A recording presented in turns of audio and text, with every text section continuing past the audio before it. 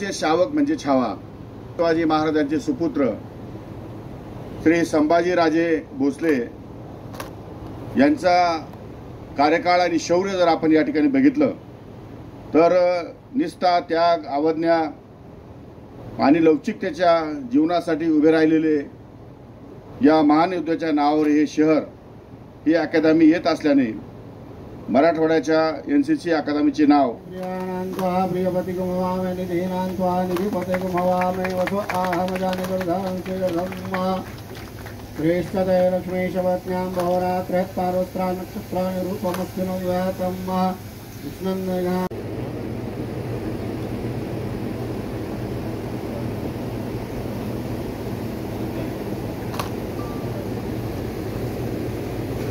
Inspiring words.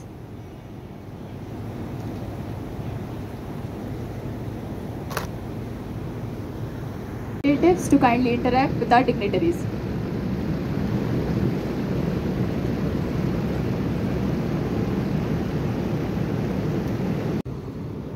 नववी पासून विद्यार्थ्यांना आपण प्रवेश देतो आणि फिजिकल फिटनेस त्याचं चेक केलं जातं. फिजिकल फिटनेस तो व्यवस्थित असला पाहिजे, नंबर 1. आणि त्यामध्ये फीज फारशी भरावी लागत नाही. उलट ड्रेसअपसाठी आणि याच्यासाठी गव्हर्नमेंटकडनं पैसे मिळतात. त्यामुळे वॉशिंग अलाउन्स मिळतो आणि इयरली काही त्यांना पैसे पण या ठिकाणी बेनिफिट म्हणून मिळतात. एवढंच नव्हे, जर C-सर्टचं सर्टिफिकेट मिळालं तर त्या व्यक्तीला एअरफोर्समध्ये, आपलं मिलिटरीमध्ये किंवा एअरफोर्समध्ये 10% मार्क्स वाढून मिळतात. आणि पोलीस याच्या बाकीच्या तुमच्या अकॅडमीमध्ये किंवा बाकीच्या तुमच्या ज्या कोर्सेसमध्ये 5% मार्क्स वाढून मिळतात. एकूण 15% मार्क्स वाढून मिळण्याची क्षमता एनसीसी मध्ये आहे. उनमें जो सिलेक्शन है उसमें जो मार्क्स मिलते हैं. इसके अलावा कई स्टेट्स में पुलिस फोर्सेस हो गई, बाकी गवर्नमेंट सर्विसेज हो गई, उनकी स्क्रीनिंग में भी एक्स्ट्रा बोनस पॉइंट्स हैं. और कैडेट्स की खासकर जानकारी के लिए मैं बताना चाहूँगा कि जो कॉर्पोरेट सेक्टर है उसमें भी बहुत सारे डिपार्टमेंट्स हैं और ऑर्गेनाइजेशंस हैं जो पिछले 1-2 साल में बढ़कर आगे आए हैं और जो C सर्टिफिकेट वाले कैडेट्स को प्रेफरेंस दे रहे हैं सिलेक्शन में. एडीजी के तौर पर मुझे पता है कि हर महीने मेरे पास इतनी सारी एजेंसीज और इतने ऑर्गेनाइजेशंस की रिक्वेस्ट आती है कि जो C सर्टिफिकेट पास कैडेट्स हैं उनकी डिटेल्स शेयर करने के लिए, ताकि उनको डायरेक्ट स्क्रीनिंग के लिए बुलाया जा सके. सो जो करियर अपॉर्चुनिटीज हैं वो खाली यूनिफॉर्म में नहीं, बाकी भी सब क्षेत्रों में बहुत ज़्यादा बढ़ रही हैं, क्योंकि ये एक ट्रेंड यूथ मैन पावर है जो कि स्किल्ड है और जो कि राष्ट्रीय नैतिक वैल्यूज से कम्युनिटी के लिए कमिटेड है. 500 स्टुडंट्स नवीन अकॅडमीमध्ये ऍड करता येतील. सर्वसाधारणपणे 21,000 महाराष्ट्रामध्ये 3 लाख स्टुडंट्स त्यांना एकत्र करायचे आहेत. एनसीसीला प्रवेश द्यायचा आहे आणि 31,000 जास्तीत जास्त त्यांचे सेंटर्स या ठिकाणी महाराष्ट्रात स्कूल आणि कॉलेजेसमध्ये सुरू करणार आहेत. कुपटे साहेब, आपल्याकडे जे एनसीसी साठी जे ग्राउंड लागतं जे काही एनसीसीचे जे नियम आहेत त्या पद्धतीच्या शाळा नाहीये आणि कंपल्शन करायचं असेल किंवा काही शाळांना बऱ्याच वेळेला मंजुरीसाठी ते जे नियम आहेत ग्राउंडचे किंवा इतर काही ह्याचे ते थोडे अडचणीचे ठरतात. तर ह्याच्यामध्ये काही सुधार होऊ शकतो का? नवीन काही धोरण ठरू शकतं का? त्या शाळांनी जर आमच्याकडे मागणी केली की आम्हाला जमीन उपलब्ध करून द्या, आम्ही शासनाची जमीन असेल तर ती देऊ किंवा क्रीडा संकुलाच्या जागा आहे त्या या विद्यार्थ्यांना सरावासाठी या ठिकाणी उपलब्ध करून देण्यात येईल. जे शेजारी क्रीडा संकुल आहे, जिथे जागा कमी पडेल तिथे एनसीसीच्या मुलांना प्रायोरिटीने या ठिकाणी त्यांना ट्रेनिंगसाठी जागा उपलब्ध करून देण्यात येईल सरावासाठी. ग्रुपमधनं आहे. माझा प्रश्न असा होता की मराठवाड्यामध्ये म्हणजे औरंगाबाद जिल्ह्यामध्ये 4,500 शाळा आहेत आणि जे अनुदानित कॉलेजेस आहेत ते 119 आहेत आणि मुलींची संख्या ही वाढताना दिसते, पण ती अकॅडमिक मध्ये वाढताना दिसत नाही. मध्येच मुलींचं ड्रॉपआउटचं प्रमाण जे आहे ते 9वी नंतर मोठ्या प्रमाणात आहे. ग्रामीण भागामध्ये बऱ्याच मुली आहेत की ज्यांना स्पोर्ट्समध्ये यायचंय किंवा त्यांना एनसीसी मध्ये यायचंय, पण त्यांना तशा संधी उपलब्ध होत नाहीत. तर त्यांच्यासाठी आपण काय करणार आहोत? आम्ही आता ह्या स्कूल बरोबर सर्व जिल्हा परिषदेच्या शाळा आहेत, त्या जिल्हा परिषदेच्या शाळा स्पोर्ट्स विभागाबरोबर आम्ही कनेक्ट करतो आहोत. म्हणजे त्यांनी कंपल्सरी या ठिकाणी ग्राउंडवर गेलं पाहिजे, क्रीडा शिक्षक त्या ठिकाणी अपॉइंट केला पाहिजे आणि तो क्रीडा शिक्षक हा आस्थापना क्रीडा विभागाच्या अंडर आली पाहिजे. अशा प्रकारची मागणी आमची माननीय मुख्यमंत्री महोदयाकडे आहे. आणि सर्वात जास्त अपग्रेडेड क्रीडा संकुलं या ठिकाणी गावागावामध्ये उपलब्ध होतील. ज्या ठिकाणी शाळांमध्ये मोठ्या प्रमाणाची मैदानं आहेत तिथेही त्यांना ज्या सुविधा पाहिजे असतील त्या मुलींना किंवा मुलांना त्या सर्व सुविधा क्रीडा विभागामार्फत देण्यात येतील. आणि फक्त एनसीसी मध्ये प्रवेश जर जास्त घेतला तर त्याने शिस्तबद्धपणा आणि विद्यार्थ्यांचं फिजिकल फिटनेस हे व्यवस्थितपणे मेंटेन होईल. आणि पुढे मिलिटरी आणि पोलीस आणि एअरफोर्स या सगळ्या गोष्टीमध्ये त्यांना प्रवेश सहज मिळेल. अशा प्रकारचं एक नवीन पिढी निर्माण करण्यासाठी शासन प्रयत्नशील राहील. शाळांना म्हणजे आता मंजुरी मिळते किंवा काही द्यायचं धोरण वगैरे ठरतंय का? नाही, आम्ही त्याची जाहिरात करणार आहोत आणि त्यागी साहेबांना पण विनंती करणार आहे की त्यांनी त्या प्रिन्सिपल बरोबर कॉन्टॅक्ट करून आणि तिथे एनसीसी जिथं सुरू नाही तिथं तात्काळ एनसीसी सुरू करण्यासंदर्भात प्रवेश देण्यासंदर्भामध्ये त्यांना कार्यवाही करायला सांगू. आणि ज्या शाळा आता आहेत त्यामध्ये अधिकची वाढ कशी होईल तो सुद्धा विचार आमच्या मनामध्ये आहे.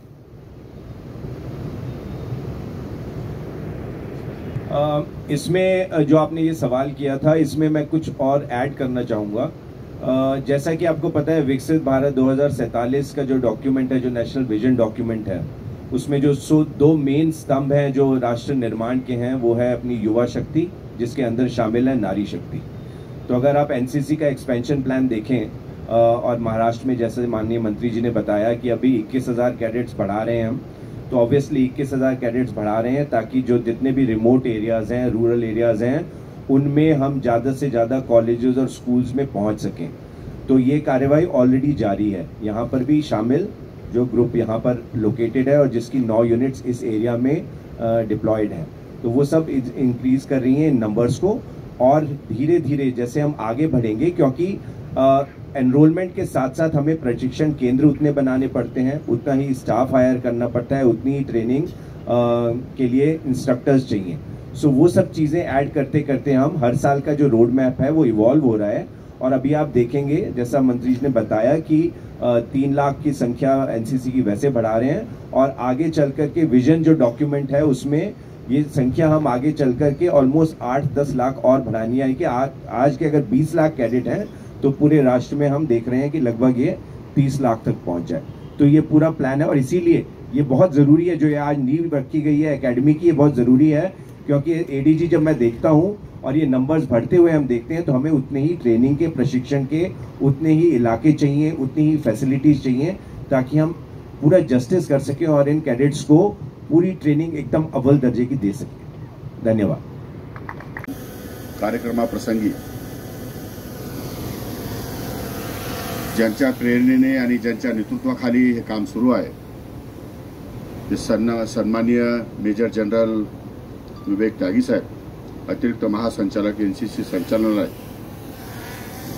महात्मा गांधी मिशन विद्यापीठाचे कुलगुरू डॉक्टर VS सपकाळ साहेब, brigadier Virendra Singhji, station commander Chhatrapati Sambhajinagar, brigadier Anupji Barbare, NCC समूह मुख्यालय छत्रपती संभाजीनगर, इतर सर्व त्यांचे सर्व अधिकारी, क्रीडा विभागाचे आमचे सहसंचालक, उपसंचालक, क्रीडा विभागाचे अधिकारी, एनसीसीचे सर्व विद्यार्थी विद्यार्थिनी आणि माझ्या सहकारी मित्रांनो, अतिशय आनंद होत आहे की महाराष्ट्रामध्ये एनसीसी एक पाऊल या ठिकाणी पुढे टाकत आहे. आणि हे पाऊल पुढे टाकण्यासाठी सन्माननीय त्यागी साहेबांच्या नेतृत्वाखाली एक अतिशय चांगली टीम महाराष्ट्रामध्ये या ठिकाणी काम करते. या अकादमीमुळे लोकांच्या ऐतिहासिक युद्ध परंपरेला निश्चितपणे बळकटी मिळेल. या कामगिरीबद्दल मी मेजर जनरल विवेक त्यागी साहेब, अतिरिक्त महासंचालक एनसीसी संचालनालयाचे अभिनंदन करतो. महाराष्ट्र राष्ट्रीय छात्र सेनेच्या संचालनालयाने 1948 मध्ये या ठिकाणी स्थापना झाल्यापासून उत्कृष्ट अशी कामगिरी या ठिकाणी बजावलेली आहे. रिपब्लिकन डेच्या कार्यक्रमामध्ये सहभागी झालेल्या या संस्थेने 32 पैकी जवळपास 17 वेळा पंतप्रधानाचा बॅनर या ठिकाणी जिंकलेला आहे. केवळ बांधकाम, विटा आणि गारा रचण्याचं काम या ठिकाणी होणार नाही, तर आपल्या राज्यातील तरुणांच्या उज्ज्वल भविष्याच्या दिशेने एक मूलभूत असं या ठिकाणी काम सुरू होणार आहे. राष्ट्रीय छात्र सेना दीर्घकाळापासून प्रेरणा आणि मार्गदर्शनाचा स्रोत आहे.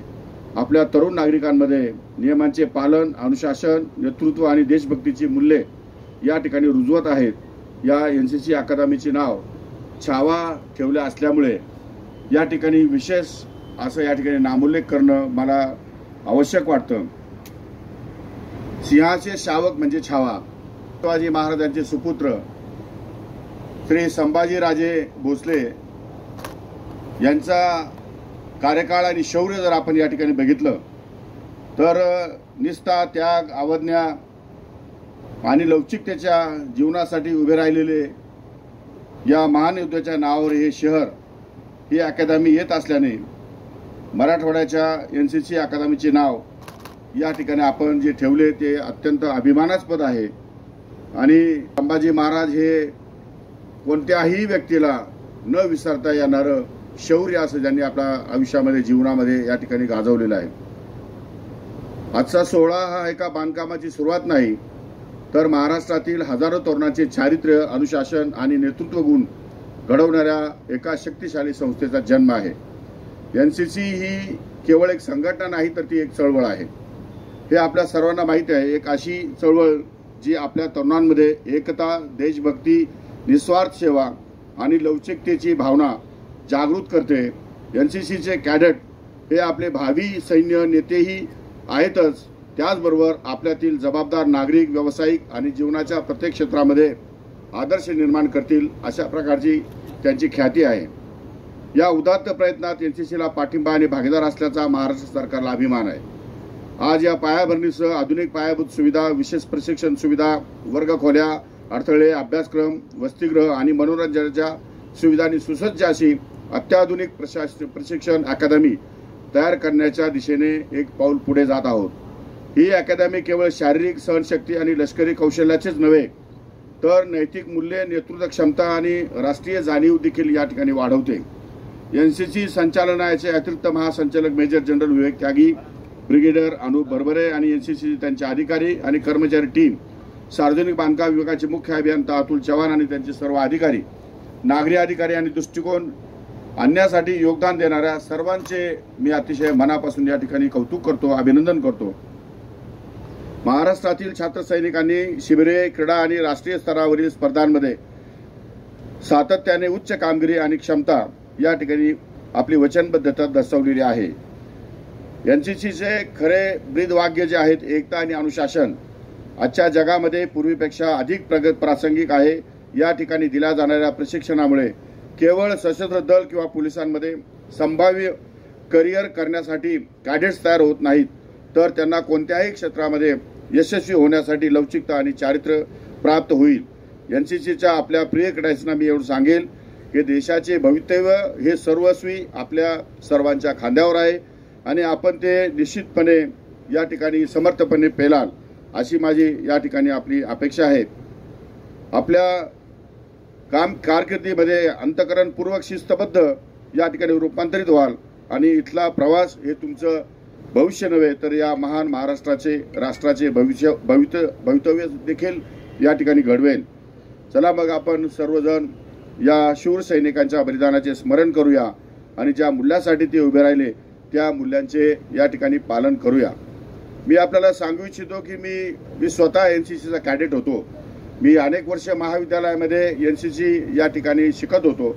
मला सुदैवाने एनसीसी सीसर्ट या ठिकाणी सर्टिफिकेट मिळू शकले नाही, कारण मी त्यावेळेस मधूनच या ठिकाणी एनसीसी सोडली. पण एनसीसी विषयी माझ्या मनामध्ये फार आदर आहे, फार आपुलकी आहे. कारण मला महाविद्यालयाचे माझे सर्व दिवस आठवतात की सकाळी 6 वाजता आमचे मेजर जनरल त्या ठिकाणी आमचे या ठिकाणी परेड घ्यायचे आणि ठाकूर नावाचे आमचे कमांड ऑफिसर होते. ते नंतर PI झाले, PSI झाले. त्यानंतरच्या काळात त्यांची माझी मैत्री या ठिकाणी दृढ झाली आणि आमचे संबंध या ठिकाणी कायमस्वरूपी राहिले. त्यामुळे मला एनसीसी विषयी विशेष या ठिकाणी आवड आहे.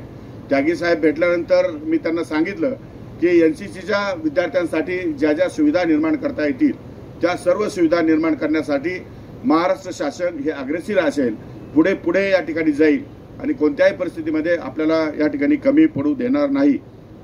आपण सर्वांनी मिळून केवळ एक अकॅडमीच नव्हे तर उत्कृष्टतेचा वारसा आणि एक मजबूत अधिक शिस्तबद्ध मराठवाडा आणि म्हणूनच एक शक्तिशाली महाराष्ट्र तयार करण्यासाठी आपण एकत्र काम करणं आवश्यक आहे. आपण निश्चितपणे हे काम पूर्ण कराल अशी अपेक्षा या ठिकाणी व्यक्त करतो.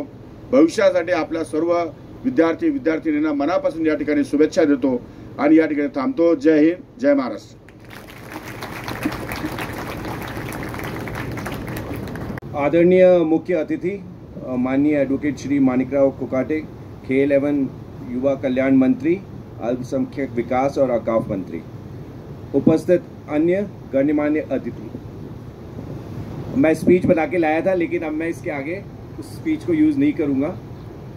सबसे पहले मेरे लिए एज एडीजी महाराष्ट्र अतिरिक्त महानिदेशक महाराष्ट्र एनसीसी डायरेक्टरेट बहुत ही खुशी का ये अवसर है, बहुत ही गर्व मैं महसूस कर रहा हूँ और बहुत आभार प्रकट करना चाहूँगा मंत्री जी का भी और बाकी सब अधिकारियों का और पीडब्ल्यूडी और अपने आर्मी वाले, एनसीसी वाले, जितने भी लोग जिन्होंने पिछले काफ़ी समय में अपना एफर्ट्स लगाकर आज हमें लाए हैं कि आज हम यहाँ पर सब एकत्रित हुए हैं और इस ऐतिहासिक और वेरी गर्वपूर्ण जो मोमेंट है, ये क्षण है, इसमें हम सब आज महाराष्ट्र की पहली एनसीसी एकेडमी की नींव रखने हाजिर हुए हैं.